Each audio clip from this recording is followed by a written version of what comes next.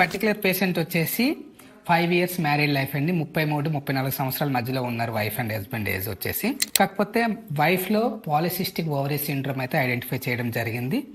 దానికి సంబంధించిన సర్జరీ కూడా రికమెండ్ చేయడం జరిగింది. వాళ్ళు చేయించుకున్నారు. కాకపోతే బయట వాళ్ళకి ఐవీఎఫ్ కూడా చేశారు. ఒక సైకిల్ అయితే ఫెయిల్ అవ్వడం అయితే జరిగింది. సో మనం ఇక్కడ మేల్ సైడ్ నుంచి చూసుకుంటే కనుక నార్మోజోస్పెర్మియా ఏం ప్రాబ్లం లేదండి. కాకపోతే మనం ఇక్సీ చేసిన తర్వాత ఆల్మోస్ట్ మనకి 15 eggs వరకు వచ్చినాయి మంచివి. ఇవన్నీ కూడా టైం లెవెల్స్లో పెట్టడం జరిగింది. ఆల్మోస్ట్ అన్నీ కూడా ఫెర్టిలైజేషన్ అయినాయి. ఆల్మోస్ట్ ఆల్ ఎంబ్రియోస్ కూడా మంచిగా డెవలప్మెంట్ అయితే జరిగింది.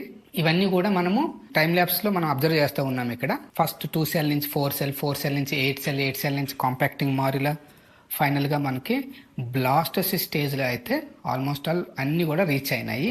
సో మనకి చాలా వరకు ఎంబ్రియోస్ మనం ఫ్రీ చేయడం అయితే జరిగిందండి. ఆల్మోస్ట్ మోర్ దెన్ 10 స్ట్రాల్ వరకు ఈచ్ అండ్ ఎవ్రీ స్ట్రాల్లో 2 ఎంబ్రియోస్ వేయడం అయితే జరిగింది. సో నియర్ బై ఫ్యూచర్లో మనకి ఎంబ్రియో ట్రాన్స్ఫర్ చేయబోతూ ఉన్నాం ఇక్కడ. So I hope this patient will conceive near by future.